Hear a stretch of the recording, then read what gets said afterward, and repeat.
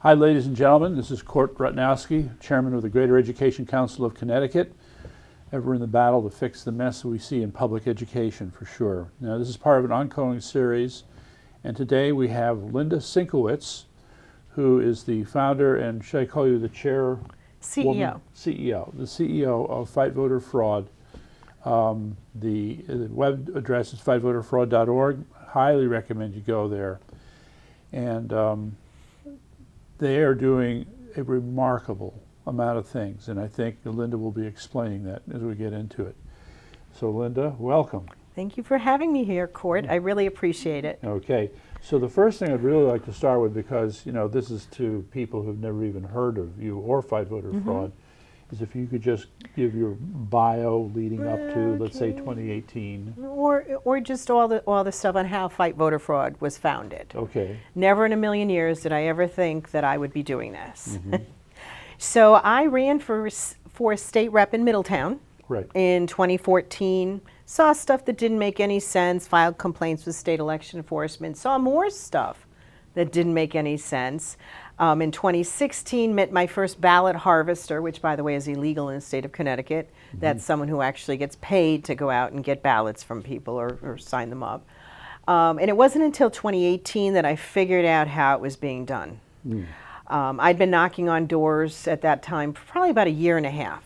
Okay. Because I was constant. You want to find out what the people want, because I want to represent what the people want. So I was kind of tipped off that the ballot harvester was added again in Middletown. Geez. Okay, yes. So this is in 2018 in October, the end of September, beginning of October, and I went in, and you are allowed to look at the absentee ballot request forms. You are allowed. They're not the ballots. And I just wanted to see which ones I was told that were supposedly being forged, which I couldn't tell. I mean, most people can't. But anyway, when I went and looked at the ones that had come in, I could not believe what I was seeing. An absentee ballot request form, your town clerk is in charge of them. And there's a little box up in the corner that is the only place the town clerk can write any information in. I saw on the form itself 2-3 different handwritings, dates filled in, stuff not signed properly. I couldn't get past the letter A, and I'm like, this is ridiculous, because an absentee ballot request form is a legal document. Sure. If people haven't checked, at the bottom in that really fine print, it says you're acknowledging whatever information you put on there is accurate under penalty of a Class D felony, which is mandatory 1 to 5 years in jail and $1,000 to $5,000 fine. Now you have people that are filling these out that have nothing to do with it. I mean, even the date of the election, it's very specific, and they're all being altered. So we did research into those, and we found that 410 out of 642 were potentially tampered with, missing signatures, etc. I mean, it was absolutely ridiculous. And I called the state's attorney's office, because I had the bulk of this. I'm running for office. I've been knocking on doors for a year and a half, and I just know with these alone, that there's a huge problem. And I was told they don't have the resources to go to the state election enforcement, which my husband has now since told me multiple times, please stop saying they're useless. Trust me, they're useless. I stand by that. I do hold the record for the most amount of complaints at the SCEC. I have been right every time. They have only done what they were supposed to do twice out of hundreds of things that I brought forward. So they don't do it. And on top of that now, before it took 2.5 years before they came down with their findings on some of the complaints. And now if you submit a complaint, if it's not looked at in 1 year, they drop it. So if they don't want to look into it, they're not going to look into it. So it is an absolute waste. When was that law passed? A couple of years ago, 3 or 4 years ago, it got passed. Was it your fault? Oh, probably. Yes. Michael Brandini, the director, does not have very nice things to say about me. And all I got to say is, Michael, you promised me one thing you would do if we found that the person was guilty. the person was guilty and he didn't do what he said he was going to do. They only got a written warning, which was ridiculous. But anyway, so that's how that started. So anyway, in 2018, because I had nowhere to go, a friend of mine told me it's a federal election. The feds are in charge. So I contacted the FBI. Wait, 2018, the feds are in charge? Yes. For Congress. Yeah, anytime there's any federal elections going on, which is every even year, every other year. Right. So anything that would happen, could go to them. So I contacted the agent that I knew, and she just happened to be in charge of the election division. And I was supposed to meet her, I believe, in Bridgeport at like 12 o'clock, 8 days before the election. Okay. And this is how Fight Voter Fraud was founded. She called me in the morning and told me that she couldn't meet with me and I said, well, do we need to change the time or the location? I mean, I had 6 inches of hard evidence. And she said, no, it'll look like we're interfering with an election. And as I tell people, that was the last time I cried over this. I mean, I was begging her to help me because I have nowhere to go. Right. What do you do? Which, first of all, what she should have told me, it's federal law that within 30 days they can't. That was left out of the conversation, maybe because I was crying so much. I don't know, so I'm not leaving it on her. So that was the day that Fight Voter Fraud was founded. And so it was before the 2018 election, knowing that the stuff I'd seen already, that there's no way I was gonna win. I mean, just in the absentee ballots and everything else. So we started off doing lawsuits here in Connecticut. We did win a federal lawsuit against a town. We just kind of tucked it in our pocket because it took so long for it to happen. It was basically forcing the registrars to town clerks, that when you sign out absentee ballots, you have to make sure it's to a person, not the name of a building, because somebody needs to be accountable. This happened? Oh, yeah. To a building? Oh, yeah, there was 400 signed out in Hamden, if you want to look it up, in Hamden, and it had the name of a building. They did that with 8 different buildings. And before the election, our attorney sent them, letters saying, hey, pull those back and have them redone so you have somebody who's accountable. Well, they decided not to. Really? And that stuff went on, and then they filed something saying that it wasn't, a state lawsuit, that it would go to be a federal lawsuit. And my attorney told me at 2 o'clock that afternoon, he goes, what do you want to do? And I said, what do you think I want to do? We want to go to the feds. Yeah. And we did. Okay. And it went back and forth with a whole bunch of stuff. I mean, I remember during the China virus, having to be on the WebEx with the judge and everything else. And we were acquiescent to just about everything. And they, well, you can't tell people, you can't put out a press release, all this other stuff. Why? And they were so ridiculous with this. So the stipulation says that if they violate that again in the future, they would then have to pay our attorney fees, et cetera. So there's no prevailing party, even though there's nothing we would do that would be wrong. So if Hamden is not following that, they're in violation. But right now, we don't have time to look into that. We are doing so many more things. Yeah. So that's something that people might not know about Fight Voter Fraud and how we started. We also were the ones that saved the Connecticut Constitution and saved our voting stuff. Back in 2020, when the Secretary of State, Denise Merrill, decided that she was going to send absentee ballot request forms out to everybody. Yes, I remember. That is against our Constitution. Here in Connecticut, only the voters, we the people, can make any changes to any voting stuff. It has to have 2/3 of the vote of the legislature, and then it has to come to we the people on the ballot. They were completely bypassing that, claiming because of the China virus that there was this whole thing. So we had 45 days to file the lawsuit. Otherwise, everything they did would have become law. So it took us 43 days to at least raise part of the money. I mean, the final bill was 6 figures, by the way. So we ended up going into court. We were in court not once but twice. We made it to the Supreme Court in Connecticut twice. But because no legislatures on either side, Republican or Democrat, voted against what Denise Merrill and Governor Lamont did, we could only use 10% of our evidence in the Supreme Court, and that was only arguing on the definition of the word illness.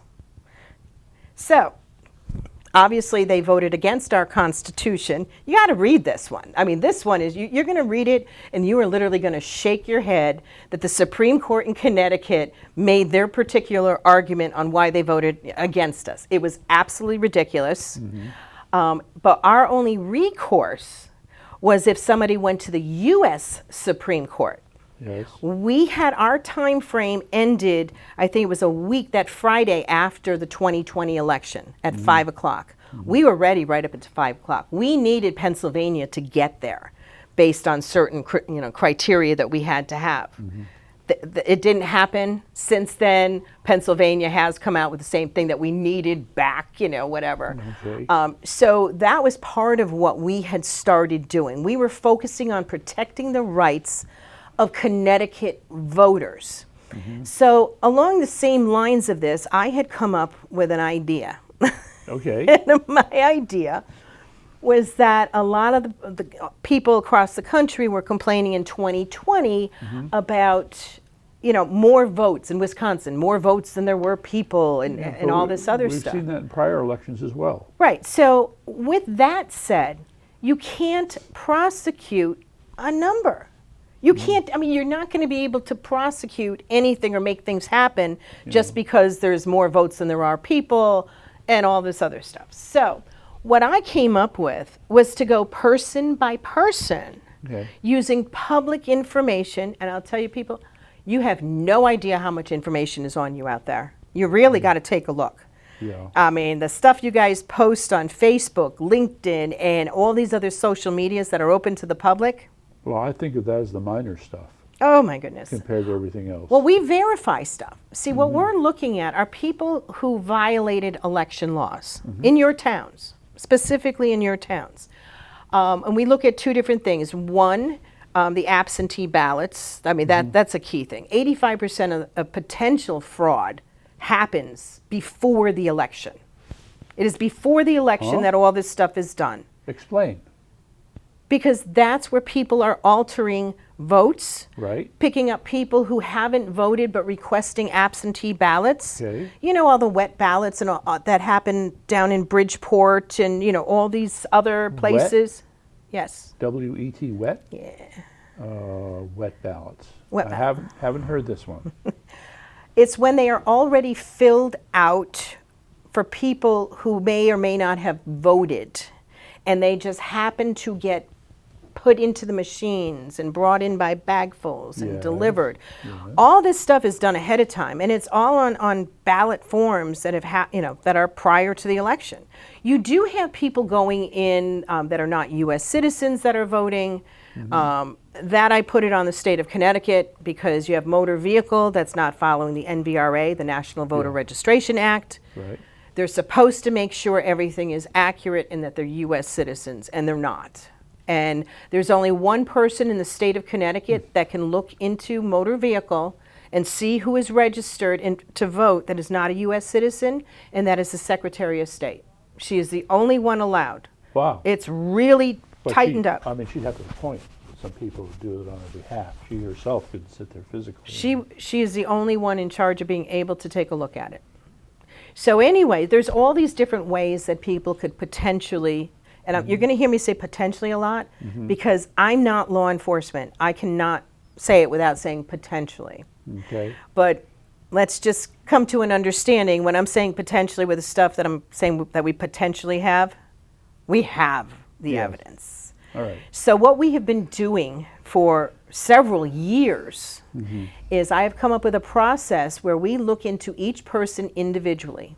Starting, we're really working on the NCOA, the National Change of Address. Okay. Because Right. national change of address is through the federal government. When you move from one place to another, you are doing this through the post office, federal government, and you are saying, I am changing my permanent address is now not here, but it's over here. So I want my stuff, this is where I permanently live. It is not a mail forwarding. There's a difference for the people who go down to Florida back and forth. It's that you use a mail forwarding. You don't use the NCOA unless you are permanently moving. So what we do is we look at your original address, and you have an NCOA date and it says that you moved January 1st, 2020. We look into, where did you move to? Who owned the house? When did you sell the house? When did you buy the house in the other location? Did you buy the house in the other location? Did you register to vote in the other location? We also have voter registration on people being registered is available online. If there's 37 states that you can easily look at by going to voteref.com. Gina Swoboda runs that foundation, and she puts up the voter rolls. She purchases most of them like every 6 months, but Connecticut is, we're a small state. They really don't care. But some of those voter rolls are expensive. Alabama's $37,500 to get the voter rolls. Virginia's $12,000 to get a copy of the voter rolls. Connecticut's one of the weenie ones. We're $300. Okay. So we constantly buy them. There are a few that are free. Vermont is free. I think Oklahoma, Oregon, one of the other ones are free. So it's, you're available to go and check on somebody's voter registration. So what we have done is we have only been using public information, looking into people. Did they potentially violate the 2 federal statutes? And we have 5 state statutes that we look at. And we have everything is coded with numbers. You have an FVF ID number. We have a batch number, so we know which batch for which state it goes through. And each person with their evidence is stamped with the same number, and everything is put into page protectors. And then those page protectors for Connecticut are by town in Connecticut, in alphabetical order, and we have a whole process of review and just going through all of that. We are now in 9 states, including Connecticut. Connecticut is our corporate. We have been quiet. We've been quiet as a church mouse for a while, and it's for a reason. We wanted to really delve into getting this work done in order to have 2024 a fair election. I do not care what party anybody is from at all. I don't care. I don't look at it. It doesn't matter. We are going by the state and federal statutes with this.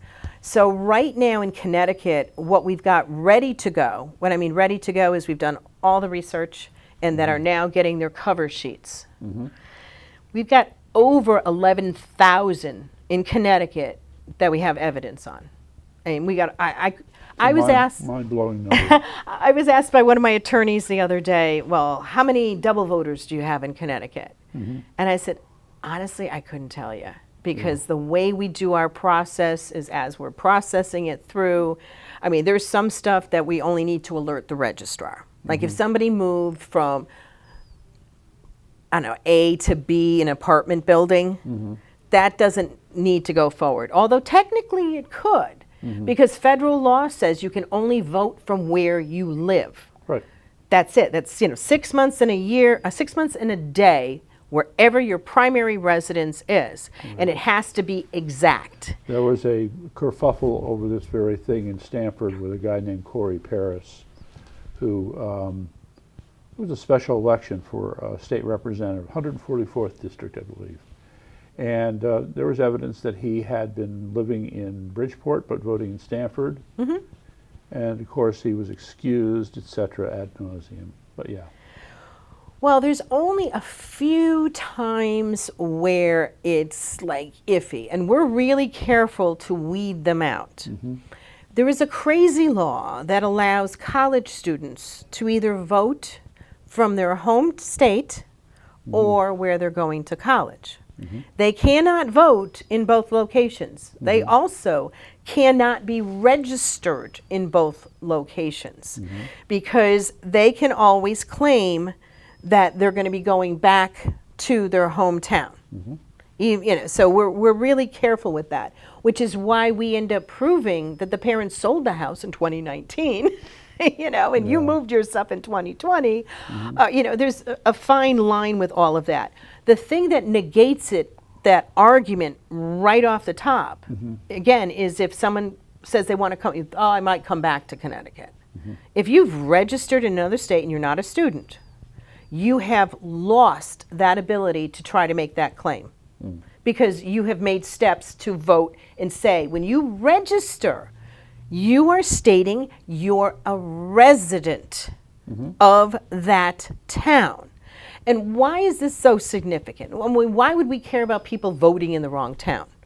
Well, in 2018, there were 22 races in the state of Connecticut determined by less than 100 votes. Wow. Some of them were 2 and 3 votes. So don't you think that it's more important for you to be voting on who your town selectman or mayor or your planning and zoning, your education, board of ed? That's what's important, which is also what astonishes me on such a low turnout on off years that are not federal. It should be the other way around, quite honestly. You should be more concerned about your local politics and your local town, but people aren't. So, like I said, we have been investigating and crossing our T's, dotting our I's. I thought we were going to come out with stuff before this election, even though I've always said mine is for 2024. And then I met with my attorneys. Yes. What? My attorneys just want to make sure I cover my tushy. Of course. You know? Of course. And some things I have to add a couple of documents that I have to get from people, affidavits from across the country that backs up certain things that we have. All right. Because when I come out with this stuff, I better make sure I am 100% accurate. Right. Not 99%, 100%. So how will we come out with this? All I can say is we are going to be doing it a way that people have it's never been done before, but is legally, I found a law.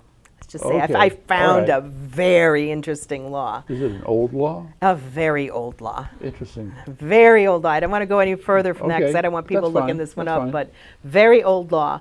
But the same time that it is presented to law enforcement, whatever that might be, the registrars will be getting 100% of the same evidence. We're transparent. We're not hiding anything from people. So the same way that I've been sending out to all the registrars here in Connecticut for over a year and a half with our OBIT committee, the deceased people on the voter rolls, we have already helped remove over 6,000 dead voters off our voter rolls without litigation. Unlike Michigan. I mean, they're in court trying to get the dead people off. The reason why that's important is because in 2020, 542 dead people voted in Connecticut, some in person. And I'm sure they're very proud, too. I know, you know. Yeah. So we're just trying to help clean the voter rolls. And one of the biggest issues is that the Secretary of State's office has an antiquated system for our voter rolls. The best thing that should be done in the state of Connecticut is the entire voting rolls should be thrown out and we start over from scratch. And what would that new system look like? That new system would actually verify the person's alive. Okay. You know, and also make sure they're voting or registered in that town. Yeah. I would submit that any elderly facilities should not be allowed to register people to vote. We had a 96-year-old in an Alzheimer location that registered and voted for the first time in 2020. Are you kidding me? Yeah, exactly. You know, and we see this all the time. So the thing that, what starts to puzzle me though is that we see, all right, I'm going to blame the Democrats. They may not be the only ones at fault, but I'm going to blame them anyway. And there's a culture. And this culture is long. It is old. It is well established.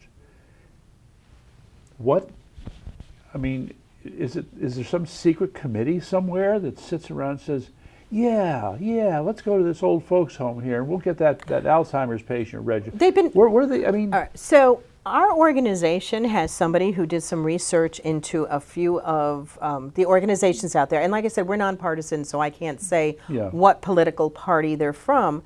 But we know the areas that they're targeting. We know how, they're going to be, ramping up and having people go to Georgia for that particular vote, what they need to do, what they need to sign, how to get them off the list. That's the other thing in Connecticut. I mean, after the November 2020 election, you should be looking at how many thousands of people by January were removed because they were people who actually lived here. which is why I think one of the most important elected positions in any town Yeah. is your registrar of voters, because they are supposed to keep the voter rolls clean. Some very basic things with registrars. They are elected. They are usually appointed by the RTC or the DTC, the Democratic or the Republican Town Committee. Right. They just need to be recommended. No one ever runs against them. They only need one vote on the ballot, even though they get X amount, and they have to have a Republican and a Democrat, right? Yet the average age. The average age, I register. believe, a couple years ago, I haven't seen the numbers since, for registrars in Connecticut were well over the age of 70. Yes. Right. Not that age has anything to do with things, but we found when we were trying to get information that a majority had no idea how to run reports. You know, as I was saying before we came on, you know, we had a report that they would say, well, it'll take us 3 weeks to put that together. And it's just like, it takes about a minute and a half. Yeah, but you know? why aren't there younger people as registrars? Because everybody thinks that, you know, Molly Brown has been our registrar for years and we don't want to do anything against her. She knows everybody. She's nice. She's sweet. And it's just like, but is she doing her job? Would you, if you had employees, would you keep somebody employed that only does 20% of what their job entails? Of course not. So why are we keeping registrars? And if you people want to check to see, it was a simple little thing my data person did about a month ago. You can find it on our website, fightvoterfraud.org. It's the second story down under news. Just go there, follow it farther down, and click on the link to find the data. We give you the statewide to see how the state fares on people who should have been removed from the voter rolls that are still active voters. And also clerical errors, and also the inactive ones after 4 years are supposed to be removed. We've got people who've been there 20 plus years that are still inactive that should be removed. And the difference between, let me sidestep here for 1 second, the difference between active and inactive doesn't mean if you're inactive that you can't vote. Inactive in Connecticut means you're going to have to go to the registrar's office on election day, prove it's you, and then you can vote. It's because you haven't voted in, you know, the 4 years or whatever. But they're not being removed from the voter rolls. So what does that mean? We were showing the ones that are doing their jobs and not doing their jobs because we broke it down by town.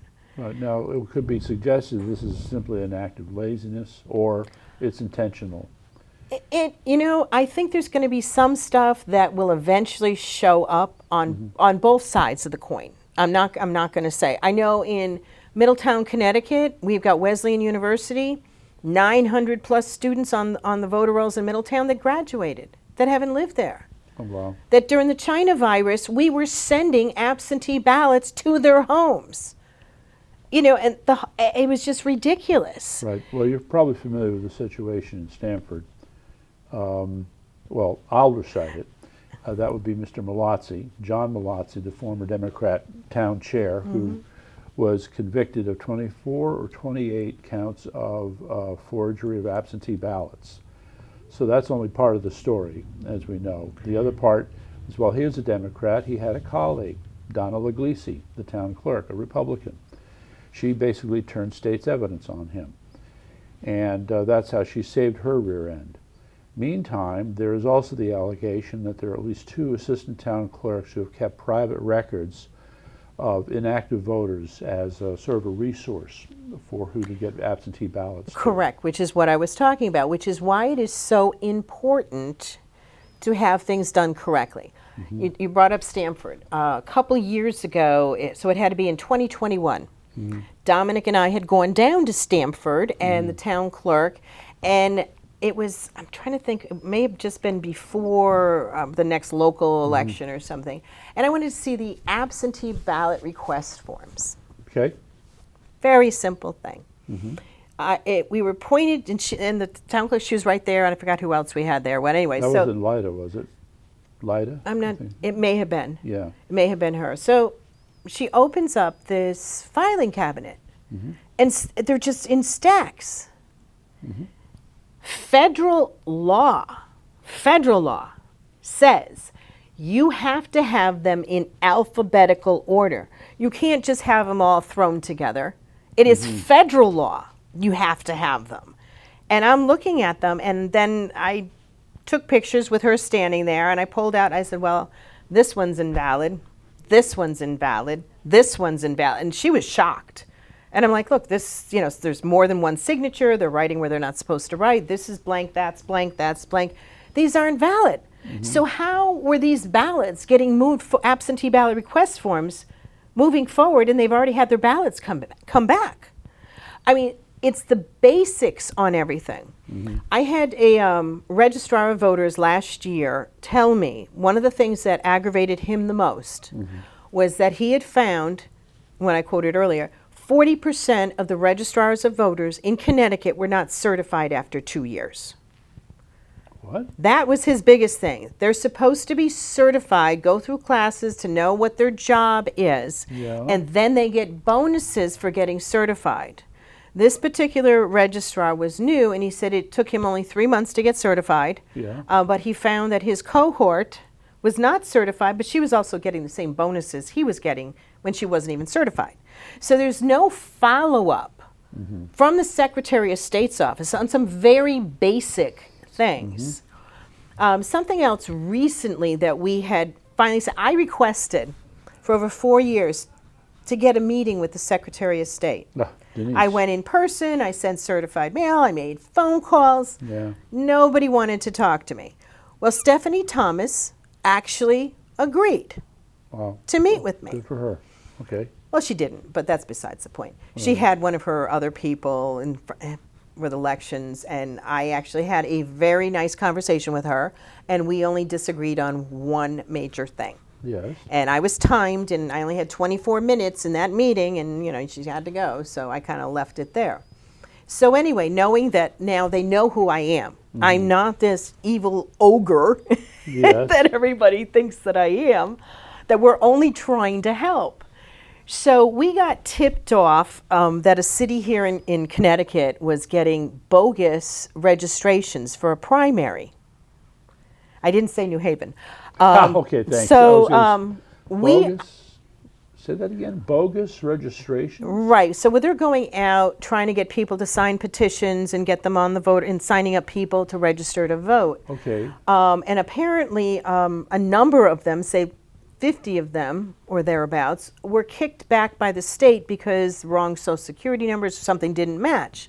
Yet they were still being pushed and put on as voters when they weren't. So what we did, we were able to obtain some of these people, and we started doing the research. Okay. Meanwhile, I sent an email to Stephanie Thomas, I forgot the head of their elections, to Ben Proto, the head of Republicans, and Nancy DiNardo, the head of the Democrats here in Connecticut. Yeah. And I said, pretty much, we have been contacted, and not just New Haven, but other locations, that there's these fraudulent registrations coming in, and we would like to help. What would be the best way to do this? And it is so funny. So Stephanie ends up emailing back, which this email and this stuff is FOIable. Yes. And her first thing she said was that the registrars of voters are entirely in charge of the voter rolls. So your Secretary of State, who is supposed to be supporting registrars and getting them all their stuff, has now thrown every single registrar under the bus that anything to do with voter rolls is their fault. That's what's in the email. I have the email. The next part of it was we'll frame that. To say that only registrars could look into these particular ones, and no outside organization, meaning us, should be doing it. Which, by the way, that's not true. Right. That's not true, because when we look into the people, we also have what websites, and they can reproduce 100% on their own everything that we've done for them. Okay. And then the third thing she sent Yes. was she thought I should look into these particular Connecticut voting laws. So she sent me a link to a certain section, which was so useless, it was ridiculous. Okay. Honestly, I'm just like, no help, throws the registrars under the bus, tells me something that's not true where we're trying to help, and then gives me some laws that have nothing to do with what I just asked you, and we're trying to help. So I did end up responding, but I waited a little bit and, thanked her for her input, and then basically said that the link you gave me was useless. You never even answered my question. So we're making attempts. And I'm sorry, when did this happen? That was in August. Just this last August? Yes, this past August. So my press release from like 6 weeks ago, that actually has the quote on there, and it has the date. We actually quote her as saying. So you have a press release on this? Quoting that, and that when we had the numbers and stuff. So it was just so ridiculous because the Secretary of State is supposed to be helping and supporting registrars. So that's the key thing. Some registrars, they're not going to do their job no matter what. They're going to do whatever they're doing that they shouldn't be doing. But then you have the other ones that are trying to do their job correctly and not getting support. So the big thing is our antiquated CVRS system for registering to vote. It is the most ridiculous system you can ever imagine. It's awful. It can't make the proper changes that need to be made from the registrars. Is this because of the software? Yeah, I mean, it's, I don't know, is it 30 years old? I mean, it is whatever. So 2 years ago, Secretary of State's office under Denise Merrill had this new system that was coming out. They were slowly rolling it out in certain areas. I think it was by that August, there was a blanket email to all the registrars to stop using it completely. Wow. Well, that was our taxpayer dollars. Yeah. You would think if you were going to have a system implemented, that you would make sure it's going to work. You would have it tested. You would have it vetted. You wouldn't try to roll it out across the state and then, months into it decide, oh no, this is really bad. It's not doing what it's supposed to do. And since then, there's been nothing. So like I said, we need a new system, and I think we need a new management culture for government. That's another we need subject. a whole bunch of stuff. But we got to remember, this is our taxpayer dollars. That's right. What do we want? What is fight voter fraud? Even though our name, I got to tell you, Yes. I am constantly bombarded with people. Well, you got to change your name. You got to change fight voter fraud. That it's not touchy-feely enough. Touchy-feely. Oh my goodness, I have had so many people and even former board members because I refuse to change it. We are fighting because we are fighting to get back our vote.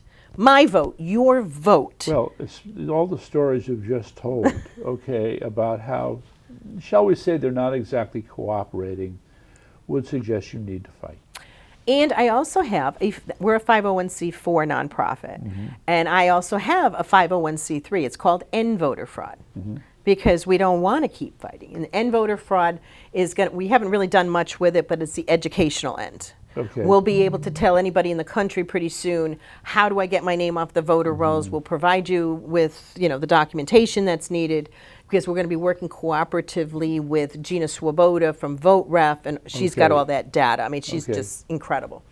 So what we're doing here in Connecticut now is we are going to be coming out with our information. Like I said, my attorneys have decided they wanted to make sure that I am 100% accurate, and we have gone so far as to, after all our systems and double checks, and I personally see every single one.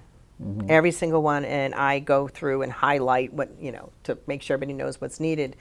So we have the process in place, and then we have someone who inputs. I do the secondary input. We make the copies.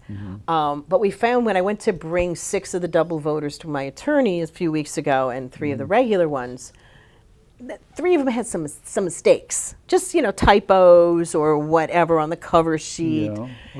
And may have been missing a document. So now the procedure is,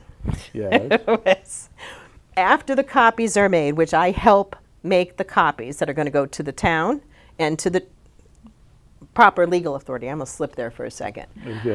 After we have that stuff set, the original book with the cover sheet goes to 3 people. They have to go through every single packet, read the synopsis, the different violations we believe that are there, and they have to sign off on it. Okay. All right. We found 3 more mistakes. Wait, so it's not, the way you're describing this some of these mistakes almost sound like clerical errors. They're clerical errors are what they are, but we want to make Okay. sure everything is perfect. If we Okay. tell you in this packet that Yeah. this person sold their house in January of 2020, we are going to be able to prove they sold their house using the town documents, Right. showing Sure. here they sold their house Sure. on this date. Right. That they're a registered voter when they were registered. We have that from Secretary of State's office from Connecticut. And then we also have it from VoteRef, which gives us actually their day of registration and their voting history. Connecticut doesn't, and a few other different things. And then we have, the different locations of the houses. We use at the very end any social media that reinforces the fact that they live at that second address. We already know whether they voted in person or absentee, because we get that from the Secretary of State's office. And the stuff that we're coming forward with now is from the January of 2021 database. Okay. So it was right after 2020. So that's the one we are using for those. So everything is documented on all the stuff we do. And the stuff that went through, and like I said, we've probably gone through another few hundred in the last couple of days with this extra process. And we found 3 typos. But I don't want even typos on a cover sheet. And it's like when your Sure. eyes are looking at it to make sure it's accurate. Sure. And yeah, so we have this quadruple process now, and it's not like people think that, oh, we should have come out with our stuff a long time ago. Yeah, should I have? Probably, when I had the first 500. But when you're working on stuff and you're expanding across the country quietly, and then who's going to do the cover sheet? How are we going to do the cover? All this stuff has taken time. Could imagine, And sure. research and everything else to come up with, so it's comprehensible. So like I said, whatever we give to the law enforcement that we're going through, we will also be sending to your local registrar of voters. And because we're sending it certified mail, return receipt, with a notarized letter, plus this time it'll have a letter from our attorney explaining the laws that encompass the fact that you should be removing these people based on this evidence. And that who's the audience again for these letters? registrars. Registrars. Okay. All So right. if you want to see the Fight Voter Fraud book, right now the books that are out there are on the dead people. Right. Go to your registrar of voters and ask to see, Fight Voter Fraud. You want to see the deceased book. Yes, right. And by law, they have to show it to you Okay. And because so- it's public information. But as I know in our other conversations, and we talked about this, not all registrars understand what the rules are, and they No, will. and the few that aren't complying, it falls under dereliction of duty and a Okay. whole bunch of other things. Nice. But we don't have time to be going after them right now. Yeah. They've been given ample opportunity to know that they are legally responsible to do something when they have found the person's dead. You just need to take them off the voter rolls. They're Yeah, dead. We've right. proved they're dead. You can look at the stuff. I mean, they're This dead. is like the scene from The Wizard of Oz. I right? know. I mean, and we're not taking pictures of tombstones or anything. Most certifiably dead. Yes, yes. Right. And it's very simple. We are taking the bullets out of the gun for anybody who wants to potentially commit voter fraud. We are also going to be hopefully sending a message that you don't want to be double voting, and don't think that you're going to get away with it, because you're not. We're only in 9 states right now, but those 9 states covered probably just about all the states. Because in Connecticut, we got a lot of people in Florida, Colorado, Montana, I mean, all over. Right. That once we get the stuff sent out here on Connecticut, I think the other states are also going to be notified as well. Funny thing. I mean, But no, just to be clear, so you mentioned the 9 states, but you've had these training programs going on as well in other states, right? yes, Right. So so that's a whole other discussion, I'm sure. yes. The I was actually, I had toured last year for a while with Cleta Mitchell's Election Integrity Summits. I was invited to talk on the Cleaning the Voter Rolls panel. And that's where I met Gina Swoboda. Well, actually, Okay. I had met her before that, but her and I were on those together. And I think Detroit was my last one where I decided I needed to be home working on the stuff. I don't need to be out there talking and telling people what I'm doing. I Yeah. need to actually be working. yeah. But So I begged off of doing that. Okay. And, so I gained a lot of experience. I know tons of people across the country.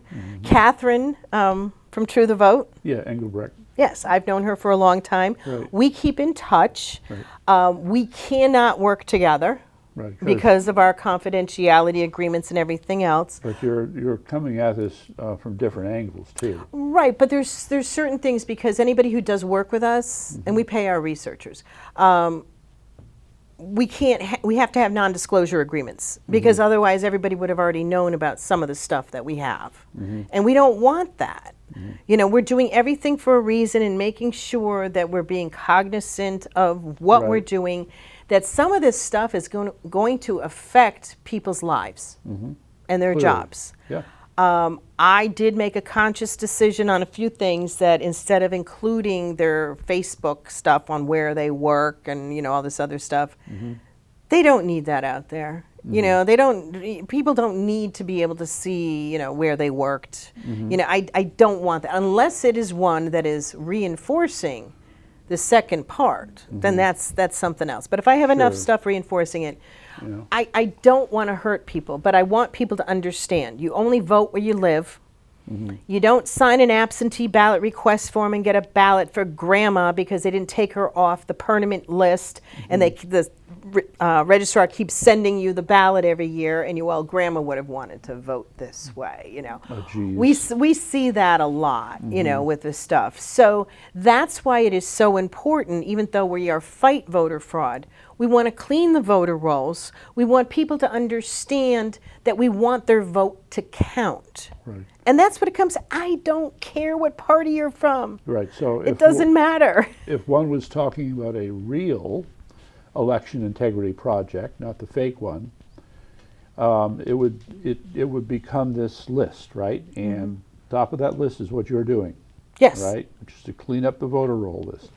Next is to revisit the state laws, okay, with regard to mail-in ballots and standards for absentee ballots. Well, that's right. kind of the And next level. one of the things that has happened, and I got to tell you, I mean, people will talk about Connecticut. Oh, we're so bad. There's, you know, the ones who know there's a lot of corruption. That's all it is. Potential voter fraud here in Connecticut. Yeah. You want to know how bad it is? Of course. Okay. This is from my experience and what I've seen and what I know, and it goes down. Connecticut is by far the worst in the entire country for election integrity. Really? Absolutely. Followed by Nevada, then Arizona, Wisconsin, Michigan, Virginia, North Carolina, Georgia, Pennsylvania. So you Those throw it in most of the swing states. right, the swing states. We are worse, at least 2 to 3 times worse, because Is that because the Democrats have been in control for so long? it's who's ever making our laws right now. I told you I can't get political. Let me think now. Who has been making our laws all this? That's right, the Democrats. Right. I just had to throw So that in you there. want to, what's ended up happening is people don't understand how important their vote is. True. That your vote is important. It should be important enough for you to go to the voting. Just go and vote. Go in person and vote. But more importantly, we need clean voter rolls. You know how there was this group out there a couple years ago that actually were a thorn in my side, because they were telling people they worked for me and they were just awful, which was Audit Connecticut. And I can say this, and I already cleared it with my attorney because I have documentation on this. I don't remember them. When did they show up? They showed up right after 2020. They started up probably in the spring of 2020. Are they still around? They went underground. They changed their name and stuff. Yeah. But basically, they're like, oh, you know, we need to audit the votes. Oh yeah. Now I Oh my remember. goodness! Right, And I told the person who was ahead of that, because, you know, he wanted us to work together, and I'm Yes. like, you know, I'm It's a a waste of time. nonprofit, nonpartisan. Her name was Catherine. She's one of the heads of the No. Yes. I don't know who it is now. This was Yeah. a gentleman at first, and then I I know. was actually at a meeting where I heard her talk, and and they had these little cheaply produced cards to promote themselves, and Well, Yeah. it doesn't matter about the whole intent of it was to audit, you know, all the votes that came in. sure, right, which is My whole stance was, first, you're only going to get, if bad data in, bad data out. Right. You're only going to get Sure. all the bad stuff. You're not Right. going to get to the bottom of it. What you need to do first is to get the voter rolls clean, to expose the fact that there's this huge issue out there that everybody wants Do to they really deny. believe that the results of their audit would establish that reform was needed? I don't know, but I also told them the only way you can get an audit is that the House and Senate would have to vote on it. Yeah. And when you've got a supermajority of Democrats who don't want it looked into, it's not going to happen. So it was a failed attempt at everything, and they wanted the ticker things. But what they ended up doing was going in and telling people that they were working with me. So geez. I had to send a letter to every registrar of voters in Connecticut, 169 towns, That's both the okay. Democrat and the Republican, saying it's not us. We are not doing that. We are respectful. And because of them, our easy access to the public information that we should all be able to get, I started having roadblocks thrown up like crazy. Can you imagine? So all they did was cause us problems when we're trying to do the right thing. And I wanted to help them, tell them this is what we need to do. We could use the help. But they felt it was better to be out yelling and screaming about stuff instead of actually doing something productive. Right. So now that you've said that Connecticut is by far the worst when it comes to voter integrity. Yeah. Because, you see, I draw a distinction between voter fraud and election fraud. I think of voter fraud as what individuals commit, but election fraud is systemic, it's institutionalized. And you have practices that are clearly not, I kind of lump everything together. Okay. I mean, with everything that we see, people would not believe the stuff that we see. I mean, I could write a book, and I probably will. I think that would be a good idea. On the stuff that I have what seen. What kind of a love story would that be? Oh, my goodness. Yes. The fact that people don't understand we're trying to do something positive, that I get death threats. I even, this past Christmas, in 3 of my Christmas cards, people actually told me it was my fault the Republicans lost the election because I didn't come out with my stuff in time. I get calls on a regular basis because I have my phone number. If people want my phone number, we can put it up on the screen. I answer the cell phone for Fight Voter Fraud. Always. Nobody else ever has answered. I will answer anybody's phone call. I will answer anybody's email, which Linda, Linda, at fightvoterfraud.org. But I've gotten horrific text messages, people telling me what I should be doing. You should be doing this, you should be doing it. Because, trust me, I don't know what the hell I'm doing. Okay. Everybody else knows better, even though no one has ever done any of this stuff before. It's just it's that kind of what's the word I'm looking for? Self-effacing humor is fine. I want to get back to my original point. Is there's at least 5 different steps we have to get through. Well, the lady earlier was asking about steps. She wanted to know the first 5 steps. Okay, what could somebody do? Yeah. Do something very simple. Your street. Yeah. You know the people that live on your street. You know that Joe Smith, 2 houses down, sold his house 8 years ago and moved to Florida. Go and double check at the Registrar of Voters office. Or even go to voteref.com, put in his name, just file a step for Connecticut, put in his name, and you'll see if he's still an active voter. But it'd be better just to go to your Registrar of Voter and ask, is he still registered? You want to help get the people off the voter rolls that shouldn't be there, and you know who your neighbors are. So by your experience, this is an arduous process, and it's probably going to be, I'm just going to throw out a number, 3 years from now, by which time you can look at this and say, we've got this down pretty good, okay? That's just cleaning up the rolls, okay? We're not even talking about the fraud. Right. Okay, that's a whole other subject. Well, the fraud kind of goes along with being able to see what's going on, who's keeping people on the voter rolls that shouldn't be on the voter rolls. What you're doing is cutting off a major pipeline, if you will, of fraud that these people carry out. So now they have to look at the other things. So, of course, the next thing to talk about is absentee ballots and what's left of mail-in ballots. Right. Which is why here in the state of Connecticut now, with they're going for no excuse absentee ballots. What are you, that lazy? Mm-hmm. Are you that lazy that you can't take a couple of minutes to walk in to your polling station and be able to put the sticker on that says I voted? Right. So You know, you need to be proud of that, but also if you're not able to, and I understand some people aren't, that is what an absentee ballot request form is for. Right. The ones that can't, that you're going to be out of state on business, or you have an emergency, something or other, or a health reason why you actually need this. Don't sit back and say, well, you know, I need it just because. And that's what it's come down to. So I'm sorry, you have people in the legislature making this argument? Yeah. Plus the early voting now. Yes, well, the early voting. The early voting. Are you kidding me? Yeah. First of all, it's going to cost well over $10 million at the very least to fund what is not possible. Do you know how difficult it is to get the people to actually go and work at the polls? Having worked at the polls, I can tell you. It's difficult. Yeah, somehow they manage to round them up, though. Yeah, but get the job done. Here's the other thing about them rounding stuff up.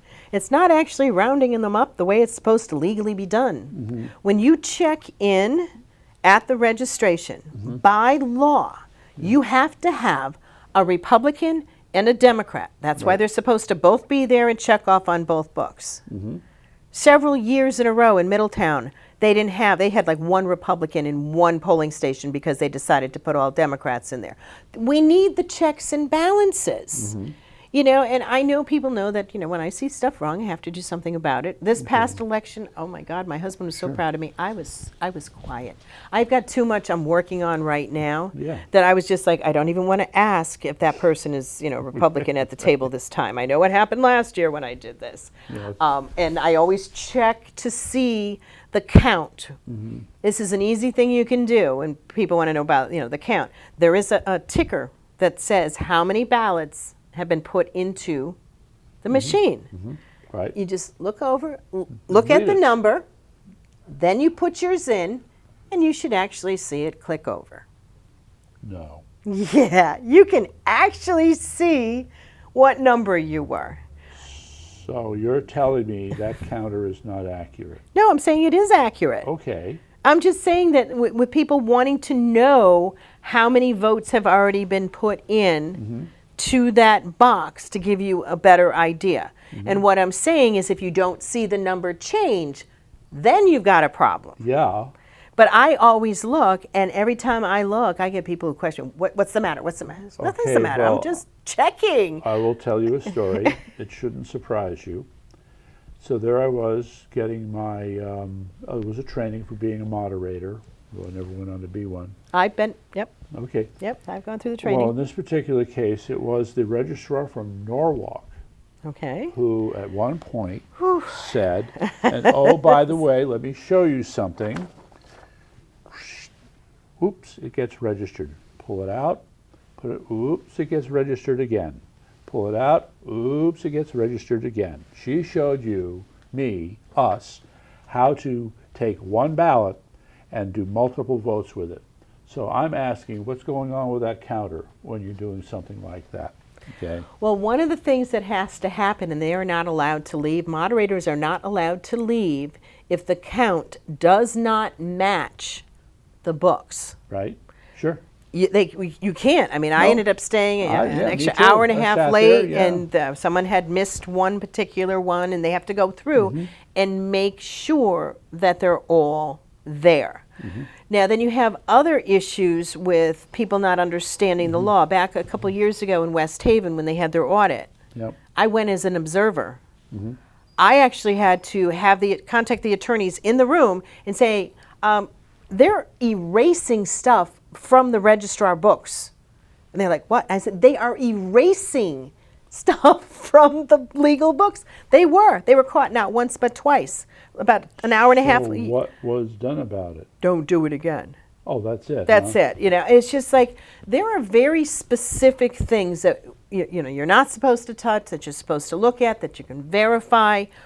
You can go into a polling station and just observe. You're allowed to do that. Yes. They can't tell you to leave. They may try. I know. Right. Fortunately, one of the times that I was told to leave, I was planning on leaving anyway. But Right. I just didn't have time for that particular. I pick and choose my battles on stuff. But Yeah. I mean, there's very basic things that we can do to make sure things are on the up and up. You can observe. What was one of the other things that I just couldn't get over? The state of Connecticut ended up doing, just like most of them across the country, but we're firmly grounded in this. Those stupid ballot boxes. Oh, yeah.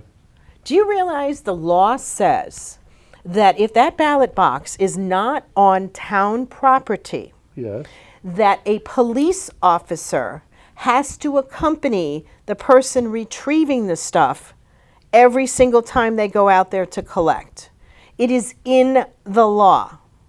It has not been followed. Well, Here's my other question. well, not only that, I mean, what good is that? What does that accomplish? I mean, all right, so the first part is great. It's not on town property. The second part is you don't have a surveillance camera on it. I think we're going to miss that wonderful footage of another person like Wanda doing her thing. Well, not only do you have that, I would like to know why there would be a drop box inside a city hall. A few doors away from the town clerk that accepts the ballots. Yes. Why is that necessary? Why can you not just walk around the corner and go and hand deliver it and check it in? The other thing for the ballot boxes, there is something that is so much more secure. It is a U.S. Post Office box. It is federally protected. It delivers the mail to the appropriate person. Yes. What could keep anybody from tampering with, as we know in Bridgeport, in multiple stuffing things and 20,000 mules with Catherine? But, even with the U.S. Post Office box, Wanda still could have shown up with her stack. Oh, I'm sure. So, But it's just the point that those boxes are a waste of tax dollars and are absolutely ridiculous. There is no argument to actually retain them. That's crazy. And then they are supposed to be actually locked off exactly at 8 p.m. on election evening. So that means the official, which would be the town clerk, has to be standing right there to lock the box. Do you really think that she's or he is going to be there at that time? obviously not. I got to So- tell you, a few years ago, I just did some of my own observation and video footage that I never used. I mean, James O'Keefe is great. Yes. James, I have turned a ton of stuff over to James, and now he's not with Project Veritas. He's with some other stuff. OMG. Yep. But I've learned a lot from him, and he always says video, video, video. That's what you want. So I actually was at a town on one of the towns on election day watching the drop box. Let's just say it was not appropriately opened or closed by the person, even paying attention to what was going on. And it was just like so ridiculous. First of all, you shouldn't be on your phone when you're going out to do that. And then when you're trying to take the stuff out and not being able to hold what you're taking out and having them go all over the ground. I'm just like, I got this on tape. I'm like, are you kidding me? That's when you bring a second person at that time to help you with it. But I've seen so many different things. The absentee ballot request forms that go out. I mean, people complain that that it disenfranchises people. The application form disenfranchises Yes, they're being people? disenfranchised. Oh, how? Pray tell. Well, because they're not given it personally. Like when they were all sent out and stuff. What? They need to have the absentee ballots. They need to have the absentee ballots, I see. sent to them. Oh, yeah, right. Well, do you know how many times in public housing facilities that those absentee ballot request forms are just left on top of stuff I'm sure. and not put in the individual mailboxes that can be just scooped up? Yeah, I mean, if you're not part of the Postal Service and you're standing there with those locked mailboxes, there's no way you can deliver it to them. Yeah. So, gee, But so I mean, it's the ones who are actually disenfranchised because of the absentee ballot ones, and the ones that are scooped up are the ones that are in the low income housing that the stuff is thrown there. You know, that is what is doing it. It's not the lack of being able to get an absentee ballot or to be able to vote. It's Right. the circumstances behind them not being able to get it individually on what they need. So why not just go and vote? No. So with Secretary of State, when she sent it out to everybody, do you realize 110,000 were delivered back in the August primary of 2020 to the Secretary of State's office as undeliverable? Yeah, I heard that. I Right remember there that. was Yeah. 110,000. That did not include unaffiliates and independents. So during that time, we were actually taking pictures of the return envelopes at a lot of the registrar's offices and stuff. But they actually, no, I shouldn't say that because they didn't get sent back until afterwards. Okay, so they got sent back in boxes just before the election. So yes, we were taking pictures of them at that time, but they weren't doing anything with them. So then Denise Merrill decides she's going to send them out now to everybody for the 2020 election. So those 110,000 Yeah. were never removed as undeliverable. They got resent their ballots, and then you add on the unaffiliated and independent. But what she did this time, so it couldn't be tracked, Yes. is the return address was not the Secretary of State's office in Hartford. What was It was the individual registrar of voters. So there could be no accurate accounting of how many were out there. And Stafford Springs, I think, were sent to Stratford. There was a whole bunch of them that were return addressed to the wrong locations. Some of the absentee ballot request forms that went out went to the wrong towns. I think it was over 20,000 of them that had gone out to the wrong towns. Some of them were coded with the same code. I think there was over 8,000 of those. It was an absolute disaster that you couldn't even tell how many now were undeliverable. Dominic had helped us do the calculations, Yes. and it was approximately 185,000 that we knew at that time were undeliverable right off the bat in Connecticut. Not Okay. including ghost. We didn't even talk about ghost voters. No, we haven't. I've never even heard of ghost voters. A ghost voter is someone who is registered to vote but does not exist. Just- In 2016, we had over 17,000 ghost voters that Judicial Watch was able to prove here in Connecticut. That was in 2016. Yeah. Yeah, What so was we the have number again? 17,000 in Ghost that voters. ghost voters in 2016. All right. So one would think, here's the registration form. The registrar thanks you very much. Now they go through the process of, oh yeah, let's enter. Wait, we don't have any other records on this person. I mean, Yeah, I'm not going to go there on that, but Okay, yes, we that's both- that's how it happens. That's why when This we is incredible. contacted the Secretary of State over those fraudulent ones being done, those were ghost voters. We actually, I think, proved that 37 are ghost voters. So to me, ghost voters are, this in a sense is the ultimate act of fraud. Yeah. Okay, somebody, we don't know who, okay, but all right. New Haven, you can probably figure it out. Because maybe. they were bring certain people were bringing them in, and when all handwriting is the same, that's a whole nother thing too. Sure, but I'm still trying to understand this. So it's in somebody's dark, evil heart. They say, yes, I'm going to go register a person that doesn't exist. Okay, well, that person has to be able to take that information and later use it in order to use that person's name to vote, No, they say send in for an absentee ballot request form, right? and they have it sent when they apply for it, because Yeah. when you're going to apply, An alternate at an address. alternate address. Wow. Landlords are paid money.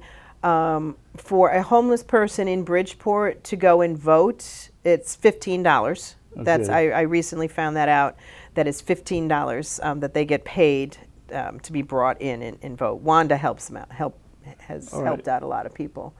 But you know, as far as you know, the ones I don't know who's actually paying them, but that's Well, that's the question. I mean, yeah, yeah, all right, like I already know the answer to this question, but let's do better than this. Who's doing this? What do they expect to gain by it?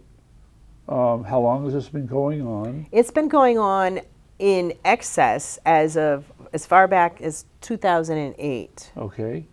on the new techniques that are being used, because of the digital stuff and everything else that's out Okay. there. So what's really important is with the new registrar of voters, when it comes up when their time, I think it might be January even, that new registrars or whomever were next or the following, whatever. Yeah. You really need to pay attention to who your registrar is, because that is our key line of defense, is getting a registrar who is going to do their job, meaning two of them actually, because here's the other thing. In order to remove someone from the voter rolls, according to state law, both the Democrat and the Republican have to agree.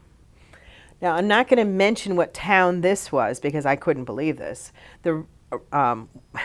Yes. One of them refused to remove any of the dead people off the voter rolls because she didn't want to disenfranchise anybody.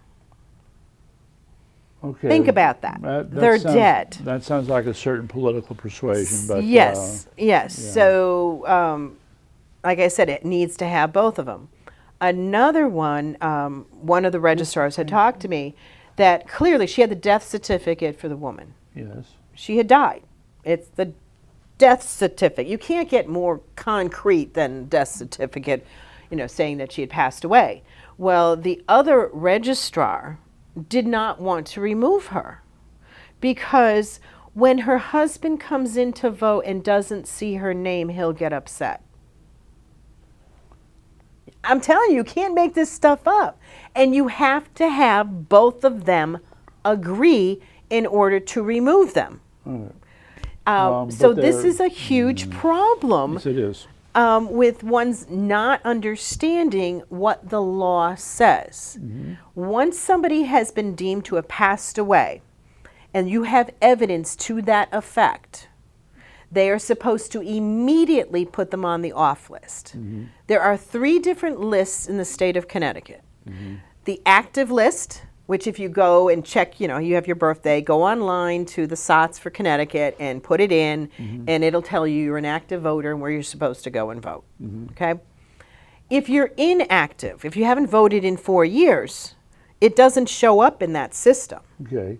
So inactive means the person would have to go see the registrar on election day and prove that they're a resident, and then they can still vote. Right. The off list is where the person cannot vote at all. They'd have to re-register. So the dead people would have to re-register. And they have to stay on the off list. Wait a second. Okay.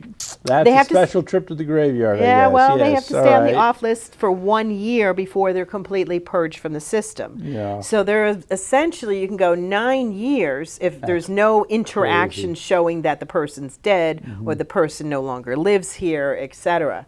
But we do have the Lazarus effect. I don't know if I told you, going on down in Florida.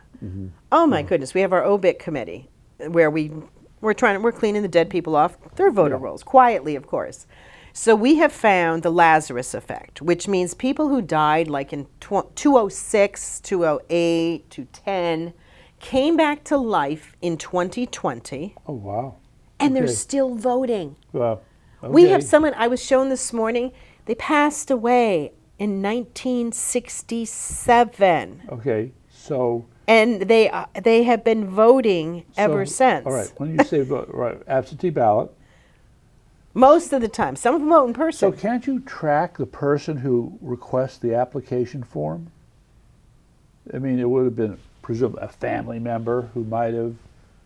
You can't track that person? You might be able to. It seems like, yeah, there's such... God. There is so much. It is. That's why whenever I hear how everybody's pushing all the different parties pushing around election day. Oh, here, fill out an absentee ballot. Fill out an absentee. No, don't do that. Yeah, well. We don't want to keep this whole thing going like this.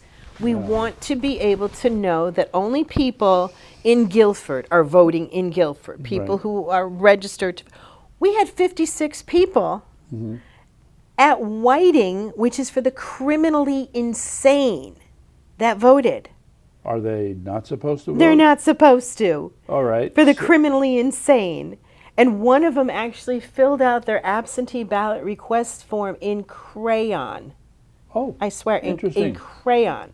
Interesting. So there's a law that says that 8 days before an election, for anybody who has a conservator, which most people that are in convalescent homes do, are supposed to be told that the registrars are coming to sign them up to Right. register to vote. Right. And if you have a conservator, you usually have a conservator because you're not mentally competent in certain facilities. So they're not supposed to be able to vote, yet we have, again, people in Whiting Forensic for the criminally insane that aren't competent to stand trial, yet they're competent to vote. They're not supposed to be able to vote. The laws are conflicting, and the only person who can remove somebody is a probate judge. Okay. Makes sense. Well, the probate judge is the one who actually signed you into conservatorship. yes. You know, right. I mean, it's just like, it's a roundabout thing that never ends up happening. Yeah. And then you have the convalescent homes, the rehab centers, that the ones that aren't following the law, that are signing people up who can't come. Here's the story. We had a gentleman whose mother, who had Alzheimer and was in a coma before the 2020 election. He talked to the nurses and said, I do not want my mother to vote. And they said, that's okay, we'll help her. And he said, she's in a coma. And they said, well, she can just nod and we'll fill it in. And he says, she's in a coma, plus she has Alzheimer. I don't want her to vote. Yeah. She voted. They voted for her. I mean, this type of thing goes on all the time. All the time. But it seems like that these violations are being committed for a variety of reasons, not just for the desire to commit the fraud. There's so many different reasons they're doing it. And like I Yes. said, all we want is, I want my vote to count again. Sure. And the worst thing you can do is say, well, because there's all this, fraud that Linda's talking about, I'm not going to vote. That is the absolute worst thing you can do. You just doubled their votes, That's right. going in a different direction, So you really need to vote. You need to check to see if your loved ones who have passed away are still on the voter rolls. Get them off the voter rolls. Help clean up your street. Start with your street. Start with your neighbor. This is public information. You can look at it. Make your registrars held accountable. Right. Are you familiar with Greenwich, the Zuckerbucks controversy? We actually had been looking into, I'm trying to think, there were 60 towns in Connecticut Yes, that had gotten the Zuckerbucks. I see. I know Hartford had gotten 325,000 in Zuckerbucks, Right. but it is found nowhere in any financial records or anything. Right. I know that there was a number of other towns. I wasn't handling that at the time. An incredibly great person was actually in charge of that committee, who then ended up having to resign to run for Secretary of State. Oh, gee, let me think. So Yes. he was so on top of that. Yeah. And Dominic was ahead of Zuckerbucks even well before I was contacted. Right. Because, I got to tell you this other thing. I was contacted by a national organization because they saw the numbers in Connecticut as far as our high registration and voting and stuff. On how we did it, and we were like at the top of the list. They wanted to find out how is Connecticut doing it. By the time I got done explaining how they were doing it, Yes, they were that's on the right. bottom of the list. I I see. said, you can't have 116% of registered voters turn out. You can't. Middlesex County did, by the way. Middlesex Back County. in Middlesex County in So you add up 2016. whatever it is, 23 towns. or Oh whatever my make up the God. I mean, county. I think that overall the state of Connecticut is in the high 90% of your registered voters turnout. Okay, so We should be compared to Kentucky. okay, Seriously, great. population-wise and voter-wise, and they have about 67.5%. That's about what we should be at. If we get to 70, that's great. Yeah. All these other numbers are all inflated, and it is just outrageous. Okay, but this inflation, it's not necessarily a part of these fraudulent actions. I mean, the fraudulent actions are their own creature, if you will. The inflated numbers, I mean, I would say It all maybe- ties in. Trust me, it all Yeah, ties in. Okay. Everything ties into all this stuff that's going on. So, but again, So, in a perfect world, yeah.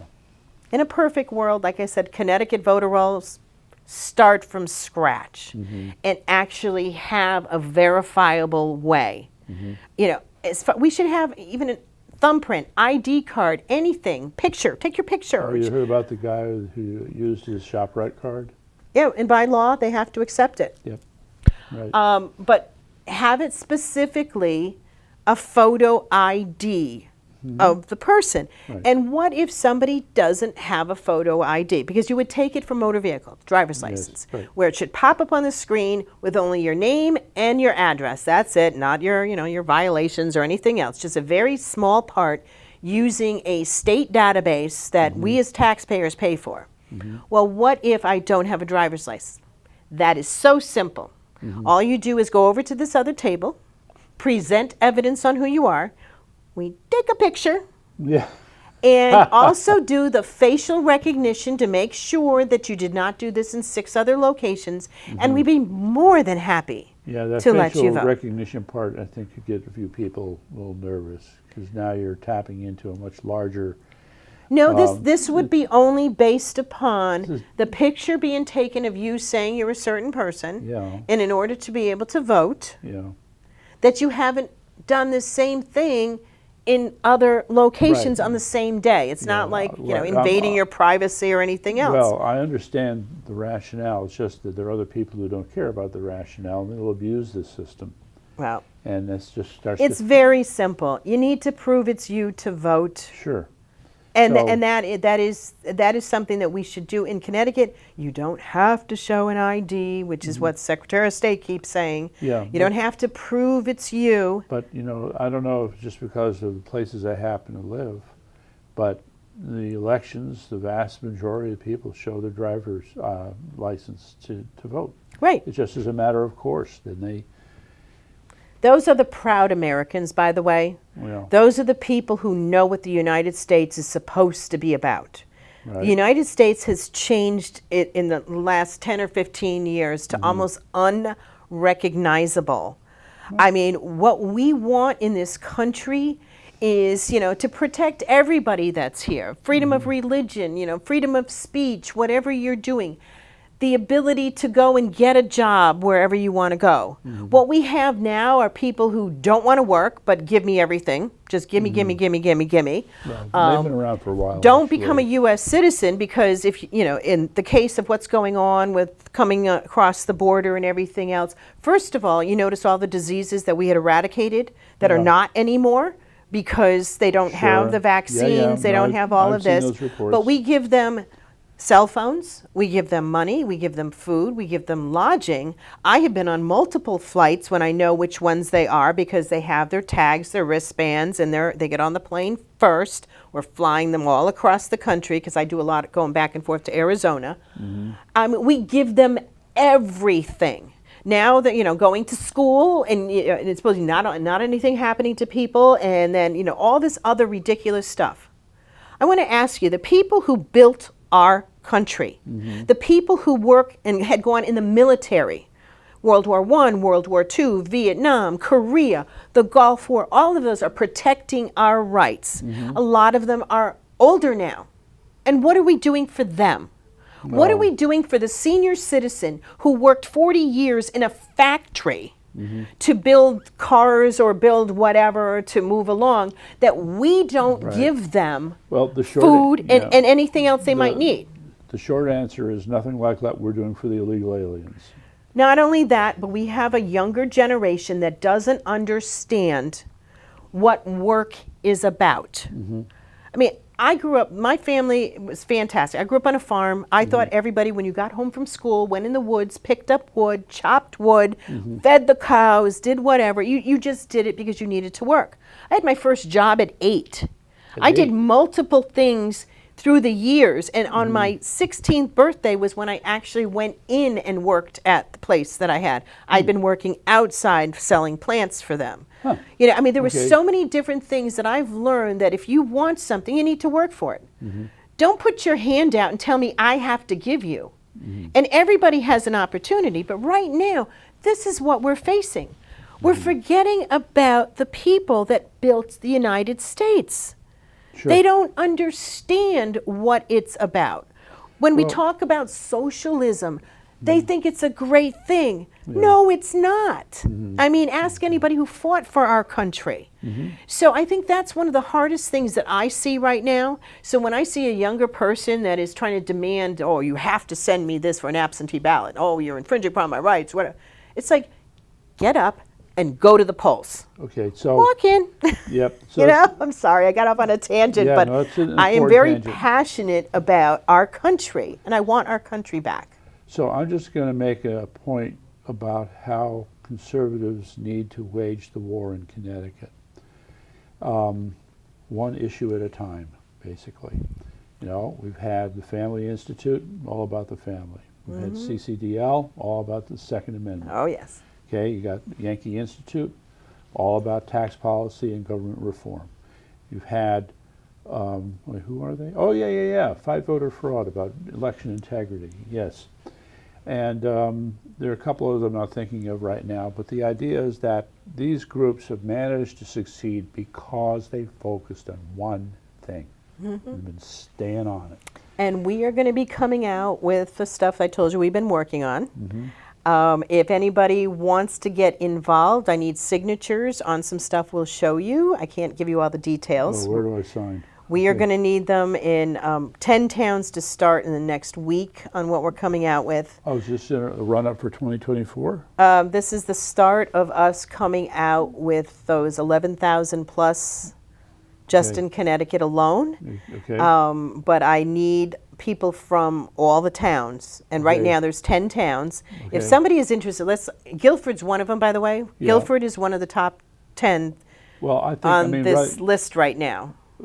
Not top 10 meaning the worst, but just the way we're bringing stuff forward okay. because of, I can't really give too many specifics, but right. Guilford is one of the ones we need at least 3 people, Does Dave know this? no, to sign a legal document. What? Oh yeah, this stuff is just this is really quiet. Okay. But so Take note. what I would like is if anybody is interested, and I will explain to them, I need to know what town they're from. Yeah. And I will explain to them what it's about. We'll send you an NDA. You can't tell anybody about Right. this. Yeah. And then you will have, and I will then give you the location where we're going to meet with the attorneys and with all the evidence that you'll be able to look at for the stuff that we're doing. Okay, this it's getting interesting. It brings it down to we, the people, are going to now be able to make things happen About because damn other time. people have dropped the ball. Oh, in more ways than one. So it's down to the local level, and I really, really need, I Yeah. need 3 people from Guilford at a minimum. Okay. New Haven is Yeah. one, and I mean, some I others know- on the I list. know that you'll be able to find a crew in Guilford. That's for sure. I certainly hope so. Yeah. We're also looking, Bridgeport. What about Greenwich? Not yet. Greenwich is going to be on our next run on this stuff. Okay, you know Jackie. It's very difficult. I'm telling you, we have so much evidence, and everything's in page protectors and binders. We have no room left. We're on 2 floors, and we are maxed out Really? with Okay. all the stuff that we have. And we're Okay. at a location that people don't know where we are. We have nothing that shows our real address. People think I live in a P.O. box in Middlefield. Big P.O. box. Yeah, big P.O. box. Big Well, P.O. it's not in Yeah. Middlefield. I live in Middletown. People know that. The office is not in Middletown. But, we're out there, and we have a lot that we want to get done, and I need to make sure I'm accurate. I don't ever want to bring something forward and make a accusation that's false. Right. I would never do that. You would never want that to happen to you. Of course. And I obviously don't want it to happen to me, but people always do that all the time, by the way. Yeah. Well, Okay, well, I'm accused of all kinds of we, stuff. we know who we're dealing with. You Okay, know, it's that's just- not even a subject for discussion, except for those who don't know any better. Yeah. So I'm a fighter, as you yeah. can see. Yes. And it's- And like I said, I just want our country back, and I want one vote for one legal voter. We need help. If you're not willing to come forward with being able to sign a legal document we show you with your name, please donate to us. Wait a second. There's. All right. Truth. I have a disclosure moment here, ladies and gentlemen. Oh, did I do something I'm not supposed to do? No, you just reminded me of something I forgot about. That's all. So yeah, we're going back to the day when there was a certain individual who we felt very strongly was not eligible to be president. And Connecticut has a law involving you have to have 3 electors or more in order to be able to trigger this law. I'm wondering if it's the same law. No. No. Okay. Different. No. Okay. It's a different one. All right. But during the McCarthy era, they did a lot of I crazy see. things. Oh, I'm sure they did. They did That's like a right. lot of crazy things. But like I said, I mean, we would love if people aren't able to help to please donate, because we've Yeah. got hundreds of people working for us across the country. We're Yeah. a nonprofit. We have to beg for money all the time.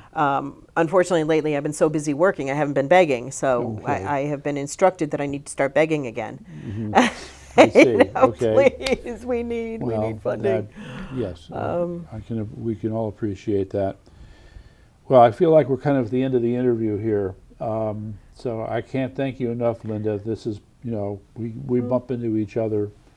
Thank And you. it's, I hope I didn't get a little too boisterous about Well, my let- passion for our country We'll let and the what I film want editor us to be be. the judge of that. It's right. just, So yeah, there are. I'm going to be watching this because you brought up so many things. I've got to I too need to take notes on some of these things. I just scratched the surface. I know. You know, That's the other part that's maddening. Yeah, I mean, There you go. I actually took a video a couple of weeks ago of the office just on the 3rd floor to show my attorneys. Yes. And Oh no, they were jealous. Okay? they could not believe what we had. And Yes. it blew their minds that, Okay. we are so real. And I told them, I said, this is just one floor. Okay. It's a message about this, also about the scope of the problem. Yeah, I'm It's sorry. massive. There's a message here of how far we've fallen. Yes. And damn it, you people need to wake up. We need to fix this. We absolutely need to fix this issue. Yeah. And we need to make sure that people don't vote for, the extended days, Yeah. So let me and just take et one cetera. that you brought up and we've touched on is where there's more votes than voters. Yep, Wisconsin. They're Okay. really good at that. But Ohio and Colorado, Yeah. I've seen this in so many places. Okay, so it's a shall we say it's a limited problem. You know where it took place, all right? You have this list. It covers a certain geography, okay? Now we have data that extends beyond the data that's for this geography. All right, what are you going to do about this? Where did that 16% come, that extra 16% come from? I never heard anybody say anything about doing anything about it. All we have ever heard, even in Connecticut, with the high percentages, and like I said, that 116%, Yeah. of registered voters voting. I mean, it's just, but we're still told, oh, there's no voter fraud. There's no election fraud. Yeah, right. It's Well, not there, and it's just like, did you see Rob Sampson's piece they did in the Senate? Where he was, he just gave example after example of how there was plenty of fraud in this state. And he had only touched on the surface. did he do that recently? 2 months ago?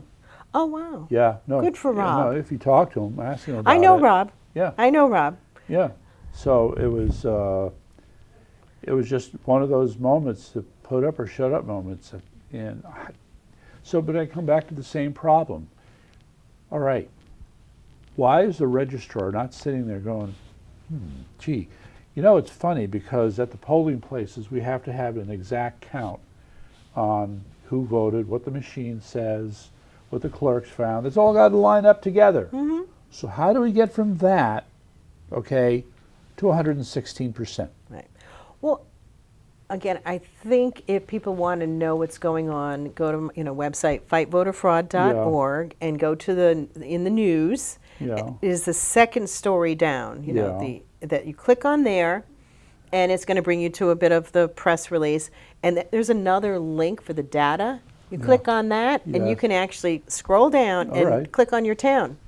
And it'll show you the comparison. Okay. And you can tell who's doing their job and who's not doing their job. As a researcher, I would be looking, I would take a town, okay, so this was the vote in this year. Now we're going to go back in time. Has this been repeating itself? Has this happened more than once? All right? Well, and if so, then it's a meeting with the registrar. Says, how are you going to explain this?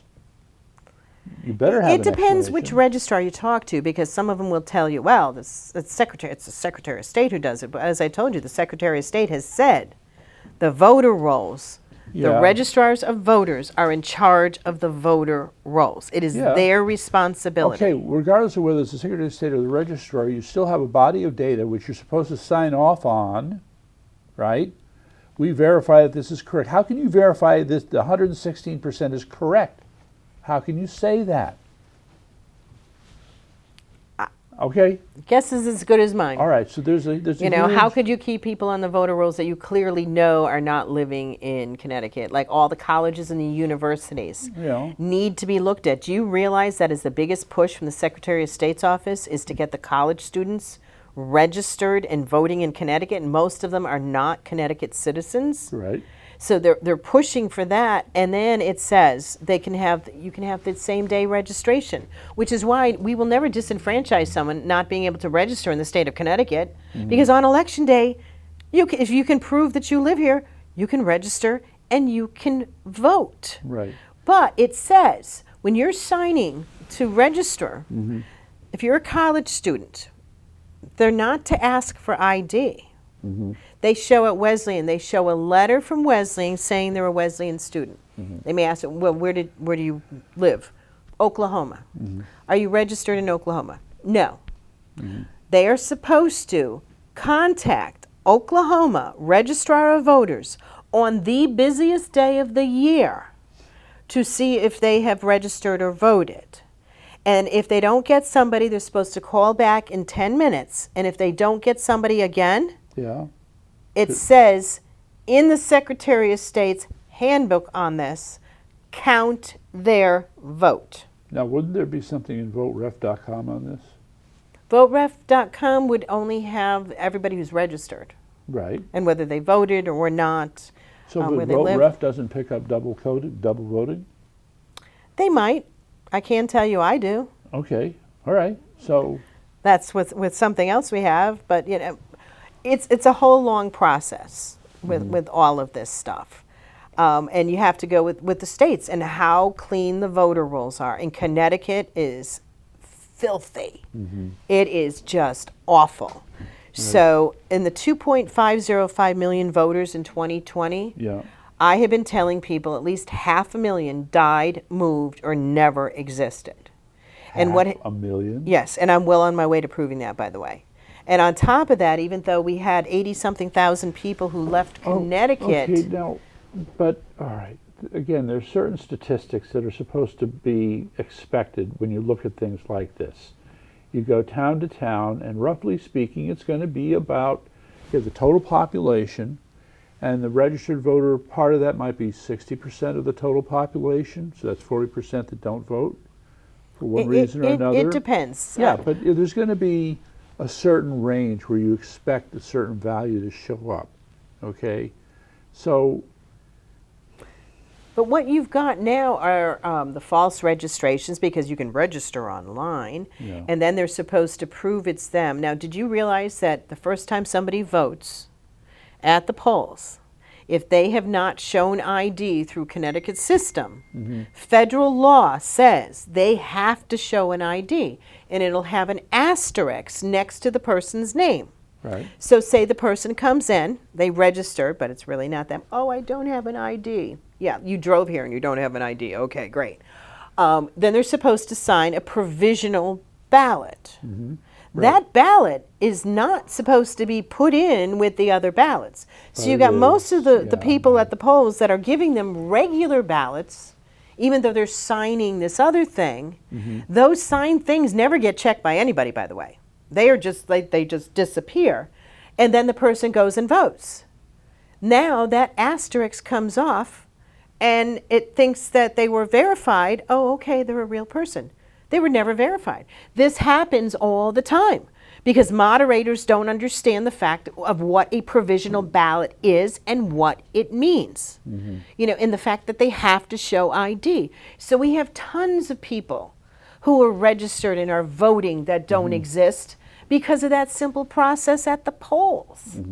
And then the registrars themselves, when someone comes in and you register, you are swearing that this is me, this is where I live, this is where I used to live. And if you tell them you used to be at another registrar or registered somewhere else, by law they have 2 days to contact Greenwich and say, hey, Greenwich, I now have Mrs. Such and Such. She is now living in Fairfield. Could you make sure that you remove her off your voter rolls because we're putting them on ours? Oh, okay, thank you. Click. And now they can then send out the congratulatory letter. They're not doing that. Registrars are signing up people and not doing the verification. And the state of Connecticut only sends out once a year a possible duplicate voter list. Yeah. In 2020, the one that had the most that weren't removed, that were doubles, was Fairfield. They had over 400. They had over 400 duplicate voters that were in other locations. It all shows when people are or aren't doing their job. Yeah. You know, I mean, so well, I don't mean to there's- pick out certain towns, but I mean, that's a glaring thing to me. Yes, it is. And it's just following the law to try to make sure that only voters in your town are voting. Hate And to it's say it, not happening. somebody's got to go to jail. Well, hopefully our stuff will show. Oh, those 11,000 are all from anywhere from a $500 fine to a Class D felony. It's split probably about 60-70% Class D felonies, with the others being Right. I mean, the you're $500 describing fines. so many different examples of what really comes down to laziness and carelessness. Okay, Yep. from the Stanford town clerk not taking those absentee ballot application forms and alphabetizing them, to not sending out, you know, a letter of verification or doing any. They just don't. Yeah. They just don't do what they're supposed to do. Oh, but when it comes to fraud, yeah, they'll make sure they got that covered. Well, like I said, we have been working on it. We appreciate everybody's support on all of this. Yeah. If anybody wants more information about what I'm doing, again, it's Linda, Linda, at That- fightvoterfraud.org. Right. I do get between 700 and 800 emails a day, so just put Yeah. court in the the header, yes. or I want to help. Yes. I go through as much as I possibly can. I am the only one who looks at my emails. I am the only one who signs thank you cards for people that donate. Right. I mean, I take a personal interest in everything that we're doing because it's important. That's right. And I appreciate everybody with everything. And I don't know if I could tell you this funny little thing. Just before I got here, someone who has agreed to do what we're doing, and she's like, Linda, you know, you're like such and such with, you know, rolling the stone up the hill every day. You're doing this. She goes, how are you doing this? And I asked her, I said, do you know the term tush push in football? Okay. And she said no. And I told her, I said, that's when the guy with the ball has all his buddies that are pushing him. Yes. And I said, so me pushing that boulder up the hill, Because I've got a tremendous amount of tush push behind me right. with every single person working with me with Right. Fight Voter Fraud. right, there So. you go. Okay, cue the music. There you go. So yeah, I think we're done.